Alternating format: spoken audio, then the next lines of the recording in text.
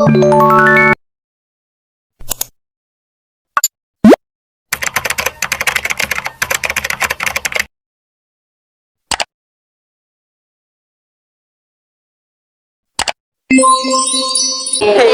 everyone, I'm Safia. I'm Hani. I'm Farisha. I'm Nadia. I'm Balkis. Welcome to our podcast. Today, we are going to dive in the weirdest superstition beliefs in Malaysia. As we grow up, we had always been told by our parents about weird belief just to scare us, right? Do you guys remember when we was a kid, our parents used to tell us not to lie down on your stomach and put your legs up? That's mean your parent will die. It was very unrealistic to believe that your parents gonna die right away after you put up your legs.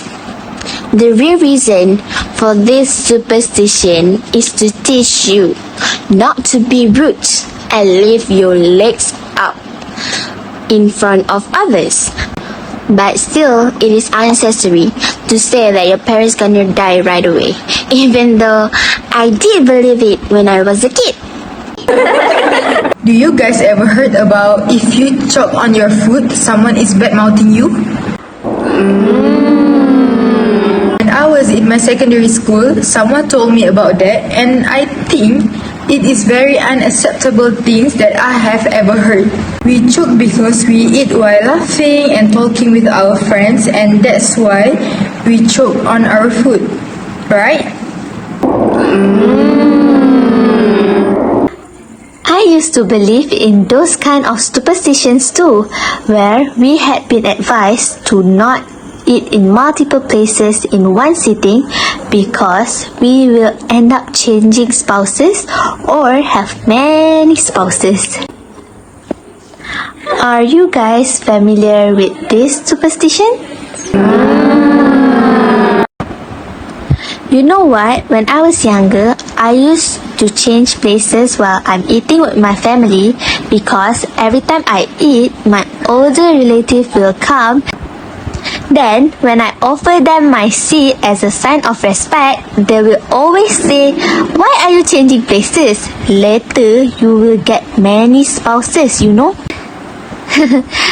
Well, it's silly to think of how I do believe in that when I was a kid and instantly regret changing seats while I was eating. Because, come to think of it, what's the logic of me changing seats affects my spouses in the future, right?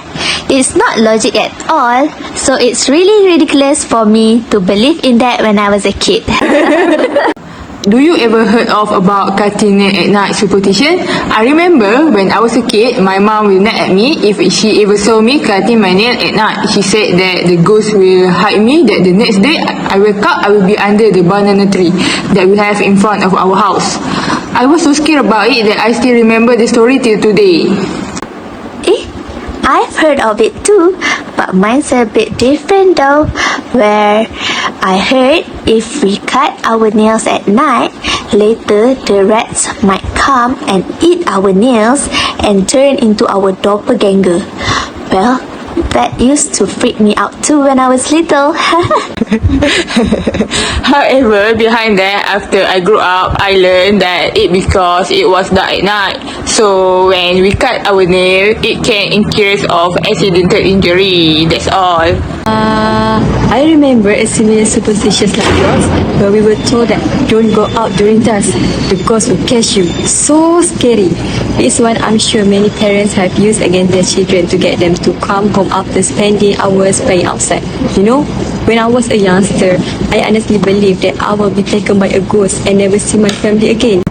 So I will go back inside as soon as the sun began to set. It's funny when I recall it. Now, I think parents actually just want to keep their children from playing in the dark, and they are afraid that worse things might happen than being catched by a ghost, such as being abducted by kidnappers.